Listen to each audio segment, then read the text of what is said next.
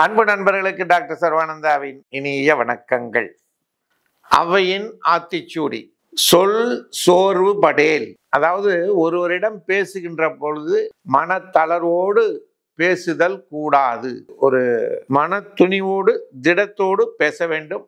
அப்படி பேசிய பிறகு என்ன பேசினோமோ அதன்படி தவறாமல் நடந்து கொள்ள வேண்டும் என்று அவை சொல்லுகிறார். சரிங்களா? நல்லது. அடுத்து நம்முடைய ஹோமியோபதி சப்ஜெக்டுக்கு போவோம். அதுல ஜெனராலிட்டிஸ் சாப்டர்ல இன்றைக்கு பார்க்க போகக்கூடிய முதல் சப்ஜெக்ட் என்னன்னா ஹெமரேஜ். ஹெமரேஜ்னா இரத்தப்போக்கு. இரத்த நாளங்களில் இருந்து இரத்தமானது கசிந்து வெளியேறுதல் அல்லது உடைந்து வெளியேறுதல் என்று, இதுதான் ஹெமரேஜ் அப்படின்னு சொல்றோம். ப்ளீடிங் அப்படின்னு சொல்றோம். இது இரண்டு வகை. ஒன்று வெளிப்புறமாக தெரிவது, இன்னொன்று உள்புறமாக நடப்பது. இதற்கு காரணங்கள் என்ன? காயம், விபத்து, மருத்துவ நிலைகள், மருந்துகள்.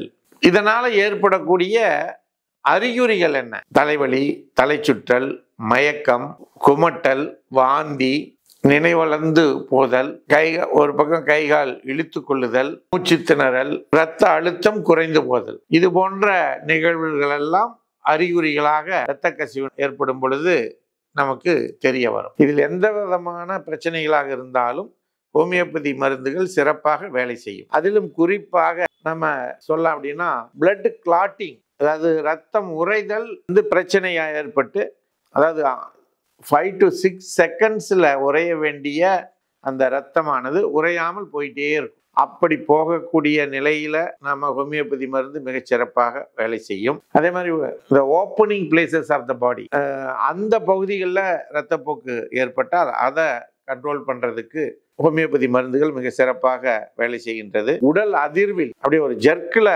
ப்ளீடிங் ஆச்சுன்னா அந்த இதை கண்ட்ரோல் பண்றதுக்கு மருந்து இருக்கு. அதே போல அடிபட்டு ரொம்ப நீண்ட நாளாக ஒரு இடத்துல தோய்ந்து இருக்கிறது அப்படின்னு சொன்னா அதை கிளியர் பண்றதுக்கும் ஹோமியோபதியிலே மருந்துகள் இருக்கு.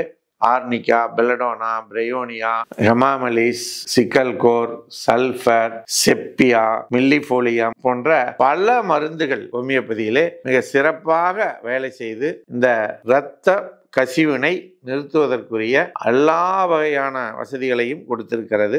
அதனால மக்கள் இந்த பல்லு ஈறுகளில் வரக்கூடிய ரத்தமாகட்டும், கண்ணுல வடிகிறது, மூக்குல வடிகிறது, காதுல வடிகிறது, வாயில வருவது, ஆசன வாயில வருவது போன்ற எந்த ரத்தமாக இருந்தாலும் சரி, அதை உடனடியாக நிறுத்துவதற்குரிய வசதிகள் ஹோமியோபதி மருந்துகளில் இருக்கு. எந்த விதமான சர்ஜரிக்கு போகாமல் நம்மால் அதை நிறுத்திவிட முடியும் என்பதனை கூறி, இது போன்ற செய்திகளை நீங்கள் தெரிந்து கொள்வதற்கு சர்வம் யூடியூப் சேனலை சப்ஸ்கிரைப் செய்யுங்கள் என்று கேட்டு வாய்ப்புக்கு நன்றி கூறி அமைகின்றோம். நன்றி, வணக்கம்.